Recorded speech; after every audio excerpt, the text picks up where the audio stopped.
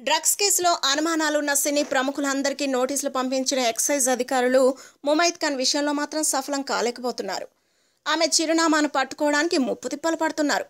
ముమైత్ ఇంటి అడ్రస్ విషయంలో స్పష్టత లేకపోవడం వల్ల అధికారులు ఆమెకు నోటీసును చేరవేయలేకపోయారు.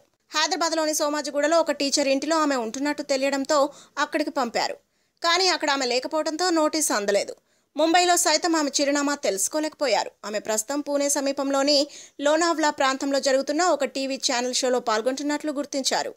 బుధ గురువారాల్లో అక్కడికి 2 ఎక్సైజ్ కానిస్టేబుల్ను పంపించి నోటీసును అందజేయాలని నిర్ణయించారు. ఇవి తేదీలు.